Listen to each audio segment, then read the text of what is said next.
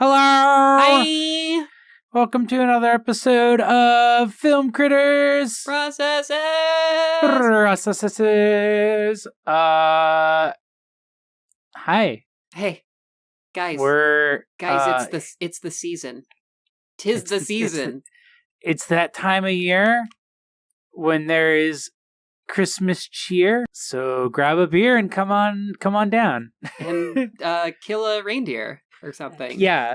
I'm not going to sing any Christmas songs because I'm pretty sure they're all heavily copyrighted, and our entire channel will just immediately be shut down. We'll get DMCA'd for even thinking about a Christmas song. But we did watch Happiest Season. Yeah, because that's what it is. The happiest season of all. The happiest season. So about this movie, I don't know. Do you want to start? Should I start? Who should we? Let's start with actually the fun story, which is that we were gonna watch like a few days ago. Yeah, we were talking about how we're gonna watch Hillbilly Elegy, and then Baru goes and turns to me via text message and goes, "Should we watch the Lesbian Christmas movie?" Yeah, and I believe my response was, "Fuck no." Yeah. Fuck no, comma, I'm not a mark. Oh my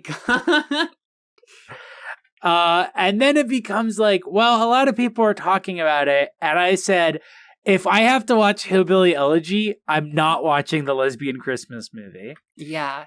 And that turned into, well, let's ask our Discord what we should watch. Yeah. And they immediately made us watch the Lesbian Christmas movie. By a fucking landslide. I don't think anybody voted for Hillbilly Elegy. No. Which, everything I heard about Hillbilly Elegy was absolutely miserable. That would have been just awful to fucking sit through. This at least was interesting. This at least was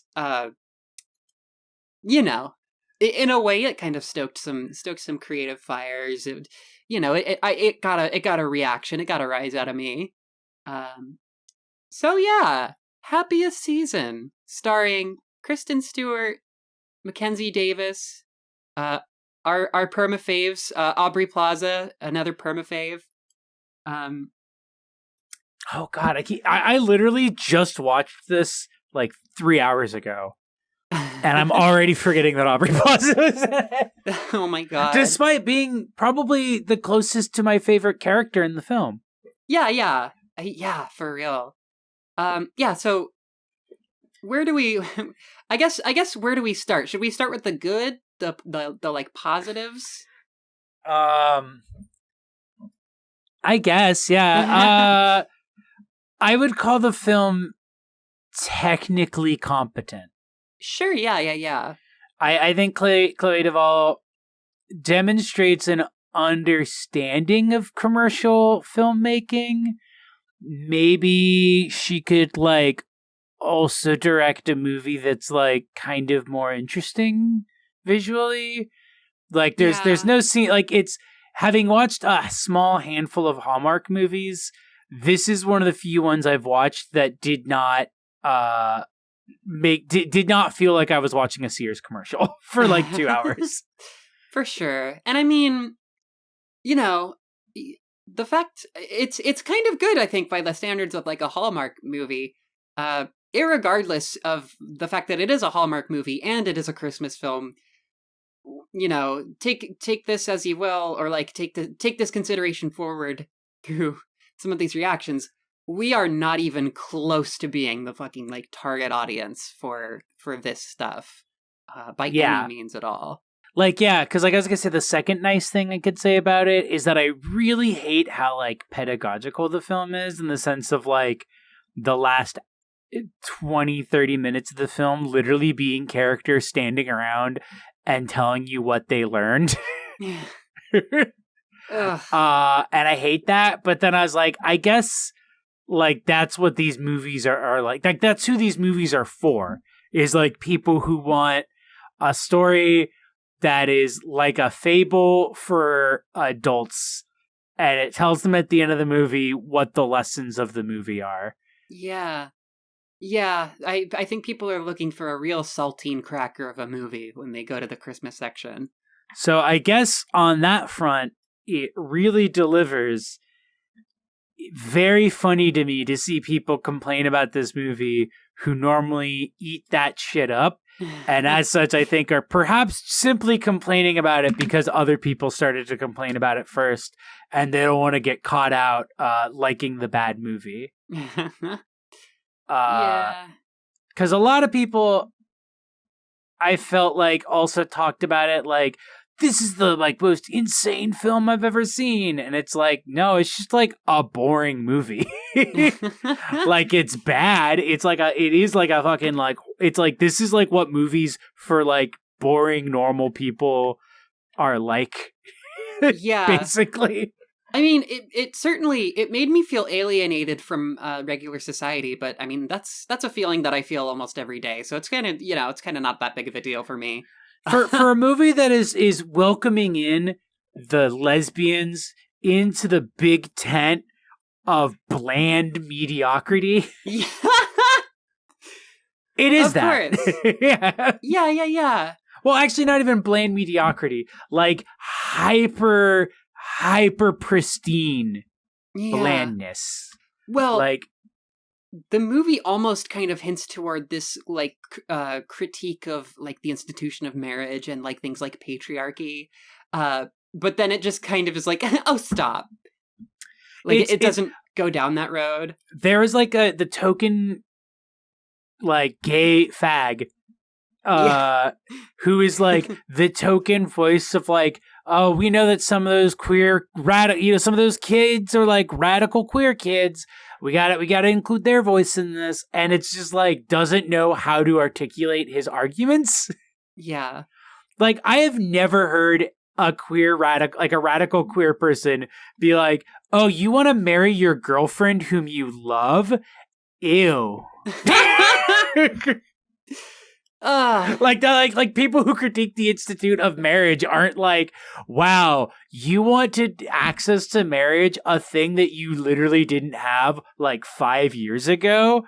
Gross. Yucky. You're just like a puppet of like the man. Like you're just like a puppet of big marriage. Like, the correct response for that kind of like radical person to Kristen Stewart being like, I kind of want to like ask her dad for his permission to have her hand in marriage and then propose to her, isn't like, wow, way to uphold the patriarchy. It's, wow, hot. Yeah. But far be it from us to insinuate the Hallmark film doesn't have the most realistic writing in the world. But to keep on the kind of train of, I guess, to keep on the theme of the compliment sandwich. Oh yeah. I really, really liked. Well, obviously, I love Aubrey Plaza and everything. She's funny as hell. She's really good here. But I also really liked Jane, who is played by actually one of the screenplay writers. She's like the weird sister who's kind of just like this black sheep of the family, and she's also like working on this like fantasy novel, like, and she's like world building it, and she keeps like just saying all of these words that are like just like made up bullshit sci-fi words. I loved all that. I loved her white elephant gift being like a painting. Yeah, that she made. Yeah. Jane was probably my favorite character. But yeah. So the film. I think it's important to preface here that like what we're doing here is not being like, this is problematic, because fuck you, like, that's we don't give it not really. I mean, if you listen to our podcast, this movie being problematic would already be in its like favor if it was. Sure. And I mean, like, it's made by a lesbian. It includes lesbians in its cast. It's like, this is, and even by virtue of sort of the stuff that happens in the movie, it is, representation. It's like fine. I just fucking it just makes me feel like I'm from another fucking planet. It's I guess to go back to the compliment sandwich, I did appreciate that the film had more than the two lesbians that the movie's relationship is about. Yeah. Sure. Technically, the third lesbian is just the ex of one of the other lesbians. But I can at least appreciate that there is a character who's a lesbian woman whose role in the film is not just being to date the other lesbian woman on screen. Also, that the characters actually say they're lesbians instead of doing the sort of like, oh, well, you know, maybe they can be like whatever sexuality women want to be. You know, maybe they're straight actually, and this is just like a thing. Right. Yeah, absolutely. Like I can appreciate that there are details like that are like kind of small details that you really don't see in this kind of work. But it's like the reason I keep saying it's like an assimilationist film is because it's like this is like a movie for people who watch Hallmark movies. Yeah. Yeah, it doesn't necessarily feel like it's for lesbians in a weird sort of way. Largely it feels like it's for media lesbians, like lesbians who are already in the media. I mean, yeah, and it also must be judging by the Letterboxd reviews and shit. Like people are pretty split on this one, but a lot of people really like this movie. Which again, I do feel like I am from another universe, another galaxy. But you know, that's fine. But yeah, so we have the meat of the movie, which is this relationship between Kristen Stewart's character and Mackenzie Davis' character, Abby and Harper. And one of the very first things that happens in the movie is they're like going to Harper's family home, and she's like, "Hey, remember when I told you I came out to my family, and it went really, really well? Okay, I lied. You are going to be in the closet for this trip. You're my roommate. You're my roommate now, and yeah, that's and that is like the first sort of sign that's it's kind of the first like alarm bells. But the movie just kind of continues on that tip where Harper continues to be like emotionally evasive, kind of like lying a lot about shit, which I get it. It's a movie. It's trying to show that she's not perfect. And the movie kind of goes down this path of like, all right, it's time for Abby to dump her now. Yeah. But then instead of being like the lesbian version of Get Out that the movie had so much of the potential to be,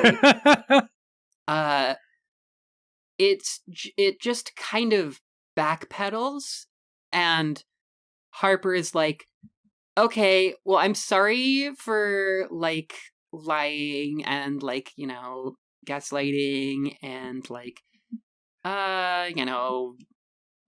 forcing you to pretend that you're straight even though you are wearing just like a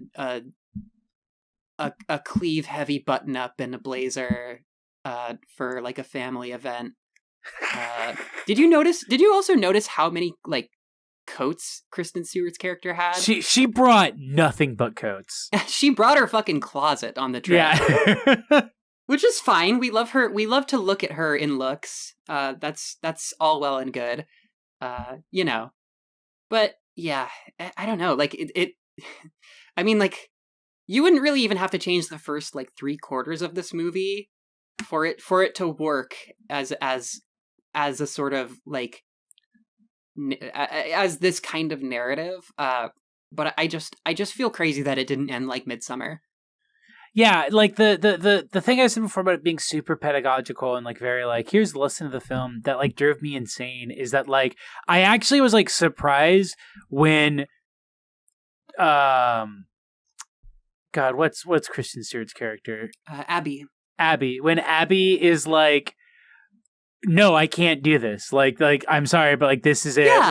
Like you came to this like recognition too late. I was like, oh, that's like a pretty realistic like representation. Maybe like they'll re-earn each other's trust and things will get resolved. But like I appreciate that the film like is ending on this sort of realistic note of like, hey, you put like your partner through hell and you've exposed that there's like a deep like a deep chasm within you that you have successfully like kept from her and which she is now uncertain if she is willing to like deal with at this point in time. But then it's like everyone goes to like 6 months of therapy in like one night. Like everybody's just like, we have all actualized ourselves now and now it is okay. And she just goes, I guess I agree.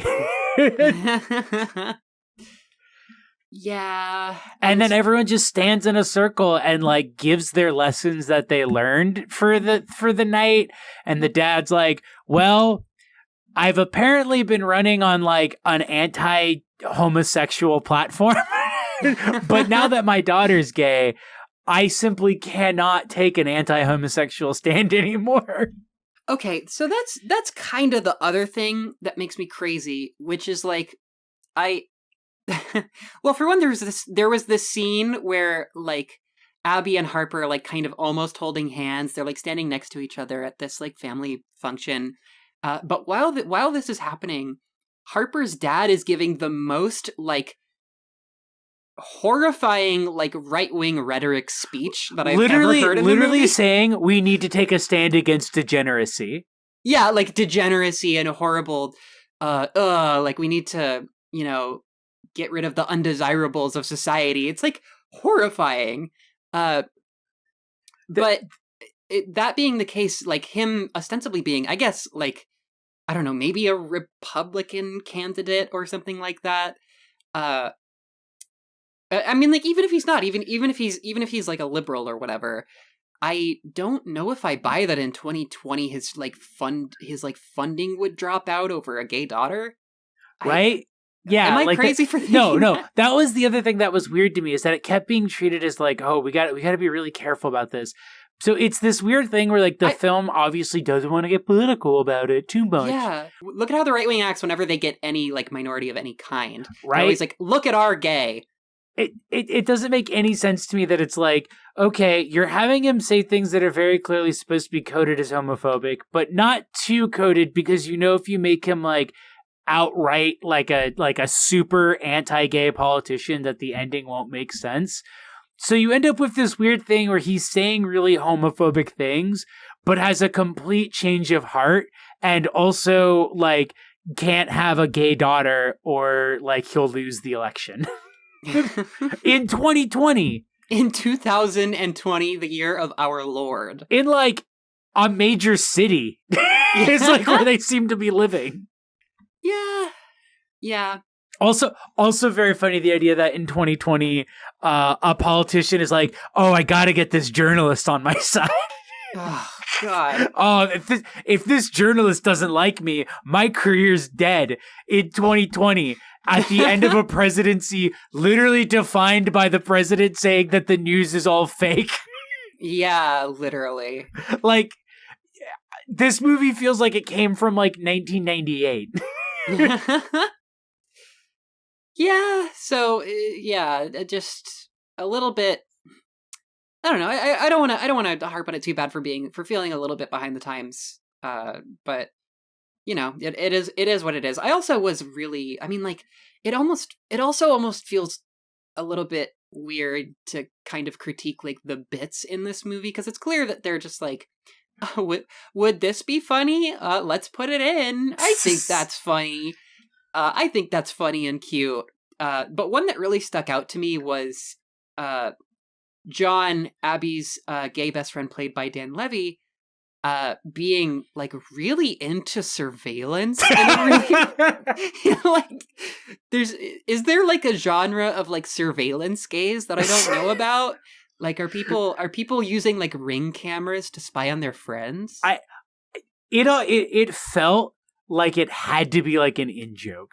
Like that, like this was some sort of in-joke that Clea Duvall had, like, well, how will I have this character get to these places? Oh, we'll just say that they're really into surveillance. What does that mean? Well, the joke is just that it's just like, you know, it's a Deus Ex Machina kind of thing, you know, like he's into surveillance, so he knows these things. But it's like just this character trait of like, yeah, I'm really into surveillance because if the NSA does it, I can too. And that like the first time we see it like come up is that like he had like a stranger over for NSA sex and then left them alone in his apartment. Hey, NSA sex here having a kind of a double meaning. Yeah. And then just left him alone in the apartment. So he's like, I'm checking to make sure he leaves. So he's like, okay, so you have security cameras in your apartment. Yeah. Yeah. Just bizarre. Like lots of very kind of bizarre characters. One of the other things that I actually kind of liked in a weird way, and in kind of a really roundabout way, was so you remember that bit where they Abby goes to hang out with Riley, Harper's ex-girlfriend, at this bar, and it's a bar where 2 drag queens are performing. By the way, MK Ultra, top tier drag name, 10 out of 10 drag name. I think that one was Jinx Monsoon, too. One of them is Jinx Monsoon, which is like actually kind of cool to see her in a movie. Yeah, Jinx Monsoon and Ben de la Creme, who I think, are they on Drag Race? Jinx was. I don't remember if Brenda was. If she was, it was after I stopped watching. No, sure. Either way, yeah. So there's this whole scene where they're like hanging out in a bar, and it's really like lively and fun. Like it's obviously kind of like a gayer bar in the city, and it's like really lively and fun and cute. And they do this like lip sync bit with the drag queens, and it's really cute. And then it like hard smash cuts to like the most heterosexual bar in the world. And just every aspect of that was just like, oh yeah, no, this is the difference between like gay life and straight life. Yeah. Like, straight people, this is accurate. Straight people do not know how to like have fun. Yeah, no, and I feel like there's no joke that like land for me, but there's bits that I'm like, oh, that's cute. Kristen Stewart does her like awkward spaghetti pockets butch bit here a lot. Sure. With the orphan thing. I will say I'm very tired of this modern movie trope of like, oh, don't lie, you're so bad at lying. What are you talking about? I'm a great liar. Goes to tell the lie. I'm heterosexual because I love males so much. And I love to have sex with men in heterosexual heterosexual relationships, and I got out of I was dating a guy, but because I love men so much, but we broke up. Right. And that's my story. Like I'm so tired of that bit where it's like a character's like, I'm great at lying, and then they're really bad at it, because it's always like nobody is like that. Nobody is both that bad of a liar and B, not going to immediately be called out on lying. And okay, so putting a pin kind of in the orphan thing. Yeah. I was watching this movie with my roommates, and one of my roommates pointed out, like, I wonder if there is a more kind of thematically fitting and more something that does more for the narrative than the homosexual character not having her parents in her life because they are dead. I wonder if there are other reasons that someone like that might not be on speaking terms with their parents. Oh well. I mean, That's so funny too, because I think about the scene at the end where John is like explaining to her what homophobia is. Yeah. Like, he's like, how did your parents react when you came out? And she's like, oh, they were super supportive and great, but I don't see what that has to do with this. And then he's like, well, my parents threw me out and I didn't talk to my dad for 13 years. And she's like, oh my God, I never knew that. And it's like, girl, you're like a lesbian. Like, how do you not know? How did you not know that gay people have had bad coming out experiences? Like, the movie is trying to explain the concept of a bad coming out experience to, like, a person who just came out. Oh, yeah, for real.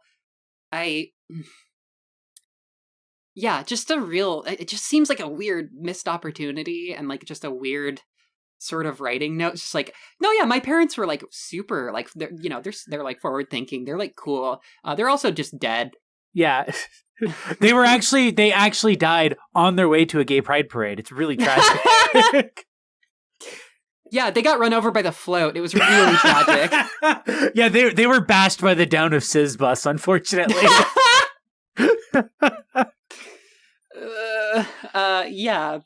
So, I don't know. I mean, like, yeah, because like that could have been such a more important, like, powerful thing too, where she's like, "Hey, like, I had to go through," because like that's a real conflict. Is the like I had to go through this, like I dealt with like family exclusion and violence and all this shit. So like I am offended that like you don't want to take that risk for me, kind of a thing. Like that would have added so much more of attention rather than just like, wow, I never thought about the fact that gay people could have it so hard as a gay person. God. Yeah, I like another kind of notch in the belt of the theory that this movie is kind of not for gay people. As much as that scene of him describing his coming out experience was kind of like the only scene that I thought kind of like hit its mark as far as the sort of emotional weight of it and stuff like that, because like that's obviously that shit's real. Yeah, that shit fucking happens. But yeah, I don't know. It just didn't really carry it to the goal line. The weird divorce subplot was weird too. That was a real late stage drop. Yeah, that was. I mean, well, they set it up as like, oh, is he cheating? Wait, no, she knows about it. Wait, what the fuck is this? Wait, they're cucks? But like that, like, in again, year of our Lord 2020, who in a rich like political family hasn't had like 3 divorces? That was the other thing that was wild to me about that too. Was it's like, oh no, like my family, like my home life is going to be like such a big problem in getting this election, and it's like, okay, if you're supposed to be a conservative, literally when has that ever stopped conservative politicians?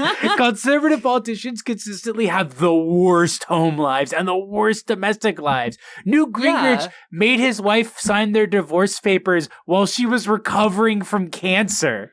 God, oh. Like, I don't think your fucking like gay daughter and your divorced daughter are gonna like seek your fucking career because it's not 1800s and you're not running to be the fucking pope. The last scandal I could think of that sunk a career for like personal behavior stuff was because the guy was cheating on his wife at a meth party in a hotel. Oh, man. Wait, who was that? Andrew Gillum, former mayor of Tallahassee. Oh. He's the one where whenever I post photos of like what looks like a wrecked hotel room with like crack and meth and stuff around, it's almost always going to be his photos because because that story is extremely funny to me because he was like, no, because like basically got busted because there was a police call for like an overdose and he was there at this meth party in a hotel room. Mm-hmm. And then he was like, no, I was just in the same hotel like complex. Like me and my friend were there, we were in town for a wedding and we just happened to hear this going on. So we went over there to try to help.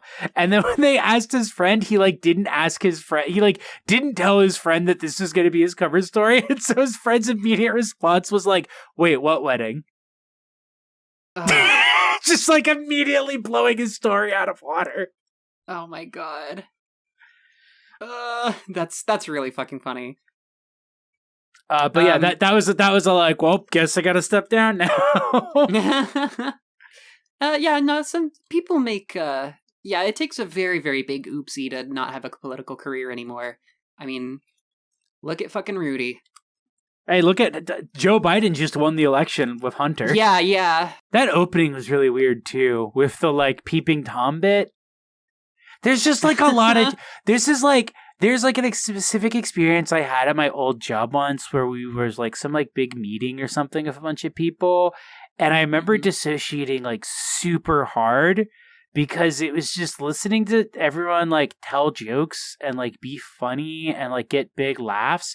And they just like I don't, it's not that the jokes weren't funny. It's that they were things that like registered to my mind as like casual banter conversation, like not jokes. But getting like huge joke reactions, and I was just like, is this just like what normal people think is funny? It's just like mildly weird observations or like silly comments.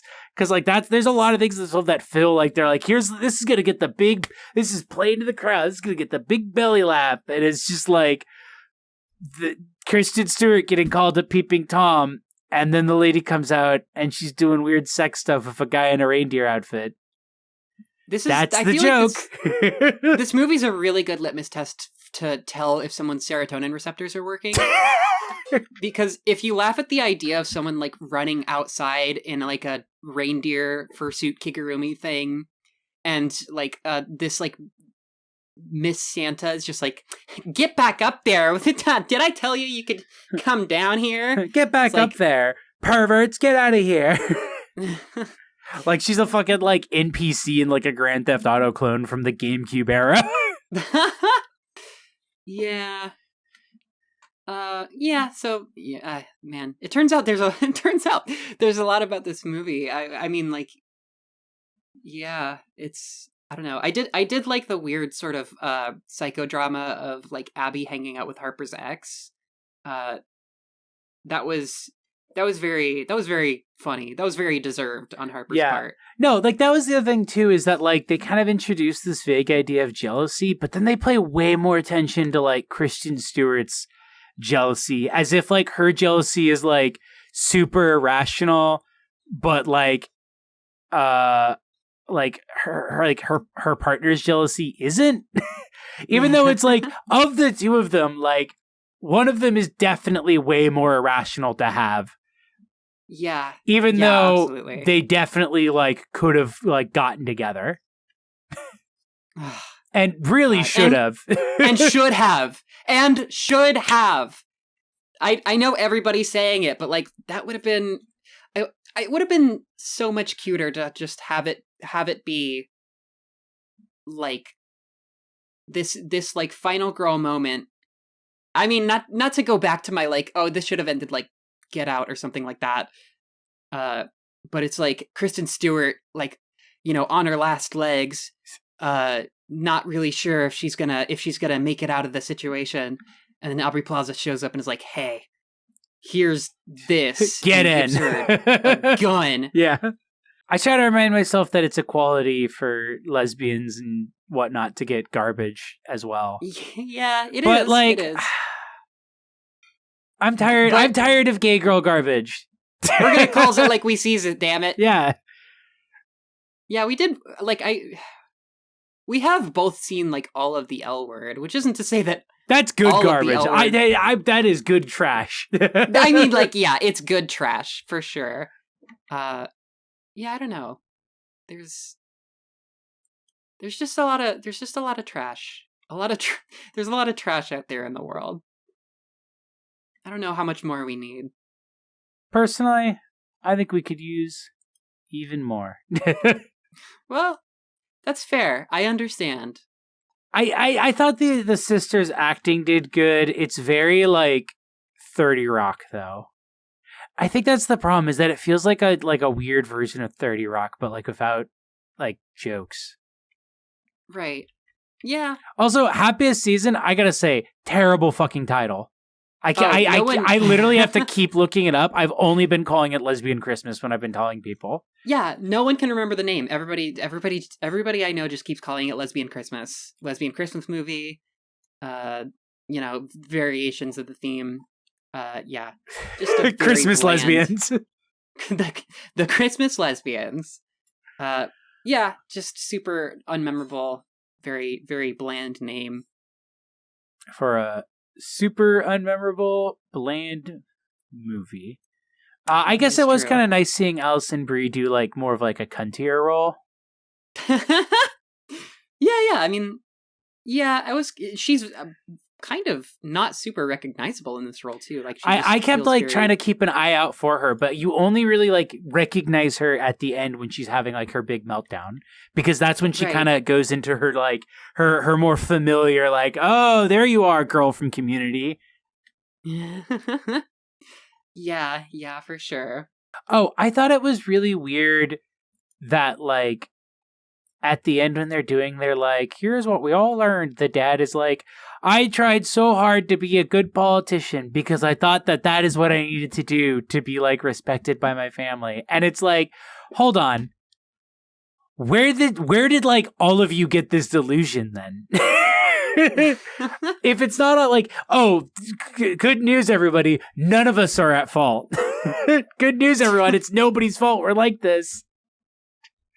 Oh, we just invented this dynamic somehow. Like there's no even suggestion that like, oh, you know, I carried this forward from like my parents. Like it's just like treated like, oh, you know, these things just come from nowhere. Who knows?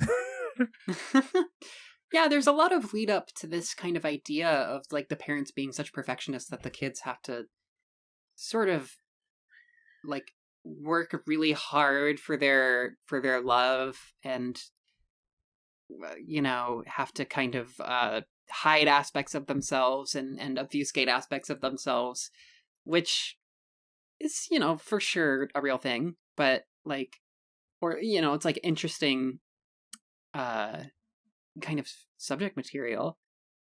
But then it just kind of dissipates, and it's like it never happened in the first place, and all of the dynamics kind of just change completely overnight, in a way that's really like hard to believe. I don't know. I think this movie is trying to kind of fit these like real life experiences that like are technically like good representation of like real things that happen to people, but they're trying to fit like the traumatic aspects inside of this like joke punchline kind of like storytelling format. That aspect of the ending of everybody coming to realize literally could have been improved just by having it be like 1 year later.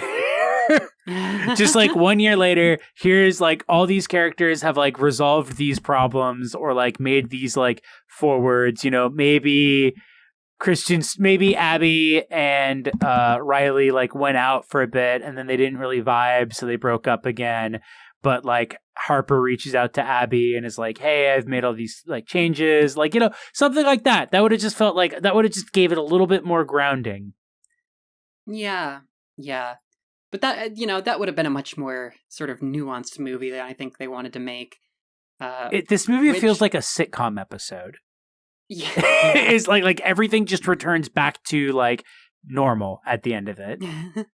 And that's kind of the thing. I think that like the premise of the film and like this sort of assimilationist bent of it is just my kind of large scale reaction to it is like, if I were to make this movie, I would simply have not made this movie at all. I think that actually even gets into why it feels so dissonant, is because it's like it's doing the sitcom thing of like bringing everything back around to like okay again, but also at the same time building the main crux of the conflict on the fact that like coming out is scary because like he says, it's like you have no idea what could happen next and you can't undo it and it changes things forever. Yeah. But then at the end it like doesn't. Sure. At the end, it's like, it's fine, actually, and there's no problem at all. Which I think some families maybe need to see. And I that's fair, yeah. I don't want to disparage that there's, like, a potential positive effect that can come from, like, a portrayal of a coming out that goes well. Especially in contrast to, like, the plot setting up that, like, it could go really fucking bad. But I don't know. I don't know. It feels like we're asking. It feels like we're trying to like ask for Family Circus to become Fun Home. Like it feels like a tall. Okay, order. but hear me out on this. Fun Circus. And, oh, damn. And it's the entirety of Fun Home recreated panel by panel with Family Circus characters. Wow, that's amazing, Jay. Hey, audience, nobody make that. Hey, audience, if you Please make that, don't I'll make kill that. you. I will fucking kill you. I think that it's very good that Elliot Page came out so that people can talk about that instead of this movie for Christmas. Oh, thank God. I love boys. Honestly, huge. I've been saying this all day. Huge win for the dudes. Huge win. Yeah, this is a true dudes rock moment. Yeah, guys fucking rule. But yeah, I guess to kind of pivot into our rating scheme, what would you rather have spent your Christmas ticket bucks on? Oh, well, it would have been a Hulu because it's let's say our Hulu, so Hulu subscription. Maybe like a DVD of like a really wild Hallmark movie. Is this even like actually a Hallmark film? I think so, because I remember seeing a bunch of people being like, "That's it.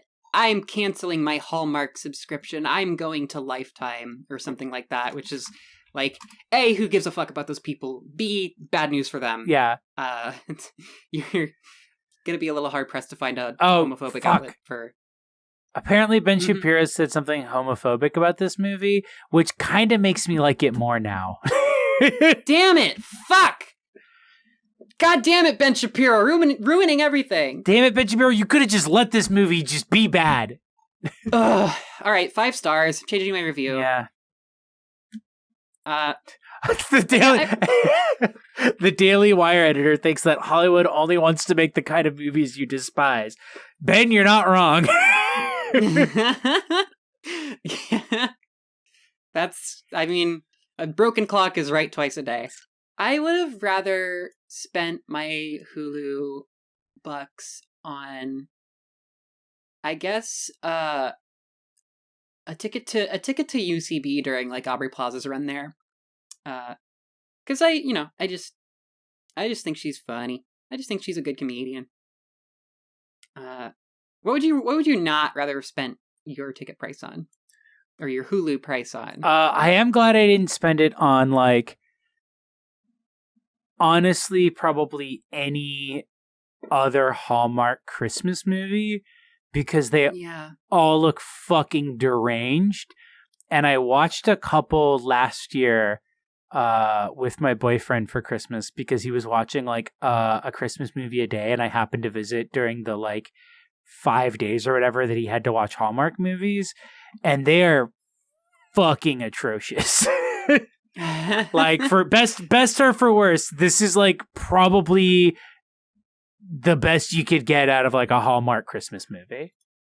Yeah, I'm definitely unqualified to say how this kind of ranks up in the Hallmark, catalog, because I don't think I've actually ever seen another Hallmark film than this. This is the one. The movie that they did based on the Slender Man stabbing is legitimately one of the most evil films I've ever watched. What the fuck? I'm sure I must have heard about that, but I didn't know it was a Hallmark production. I'm pretty sure it was. Let me look it up real quick. Oh, that one might be Lifetime, actually. Fucking same shit. It's same shit. It is legitimately one of the most. It is like an evil film, and it sucks because like the kids in it, like, incredible actress. I really wish it was not like for like the services of just like a fucking garbage movie. Yeah. Oh boy. I wouldn't have rather spent my Hulu price on, I don't know, it just maybe just Christmas shit in general. It just doesn't, I don't know if it feels like the year. Like the Starbucks Christmas CD. Yeah, I don't know what's up with people like expecting holidays this year. Yeah, I mean, like, I'm all for people kind of manufacturing a sense of cheer or whatever, especially after a year that can only be described as like massively kind of traumatic on a large scale. But not for me. Yeah. Not for me. Not doing a very big thing this year. Yeah, no.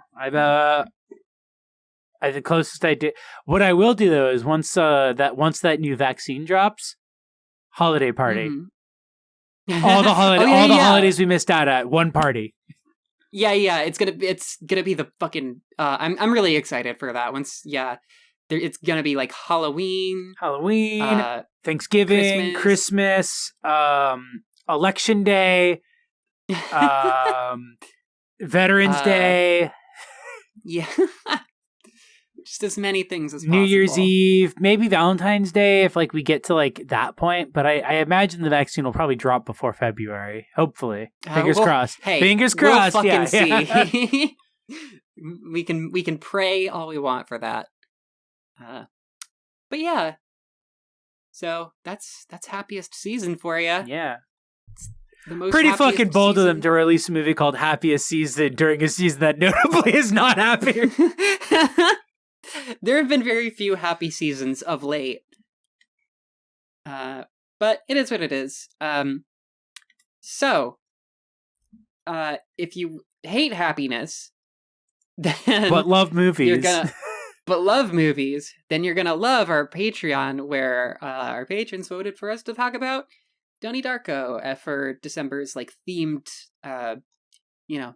throws it back, throwback podcast talky thingy. Yeah, every month at the $5 tier, we do a special episode that's like this, but it's us talking about older movies that you, the listener at home, vote on.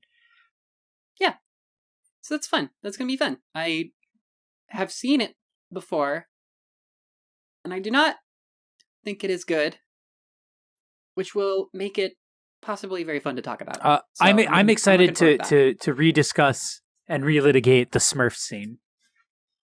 God fucking damn it, the Smurf scene. Yeah. There's a lot going on that movie. Yeah. We also have a Discord. That link is going to be below. Yeah, there's for patrons. There's also special Discord channels. Yeah. We're that was actually the channel where we did the voting to see if we were going to watch this or Hillbilly Elegy. So if you are in that channel as a patron, if you become a patron, then you'll get to see shit like that and vote on it, which is great. Oh, we stream sometimes. We announce those in our Discord. Yeah. I'm a VTuber now. Yeah, I'm VTubes. I am a cartoon rabbit IRL, which is a lot of fun. I sincerely do have a lot of fun. I do that with my friend Rizzo the Alley Cat, and that's been a really good kind of pick me up, a really good way to hang out with folks and get some kind of socialization in, because holy shit. Yeah, no, it is a fun way to do some light socializing at the very least. Yeah, and I've been guesting on Jay's stream. Jay's been doing a lot of streams too. Yeah, doing System Shock 2 right now, and Nier. Nier's on Wednesdays. System Shock 2 is now on Mondays. I'll probably do on and off random streams here and or there. Thank you guys so much for joining us. Yeah, thank you. It was fun to talk about this movie, even though it is quite a lot. Yeah. Thank you as always for listening. Yeah. I'm Baru. And I am Ajay Berha. Bye. Bye.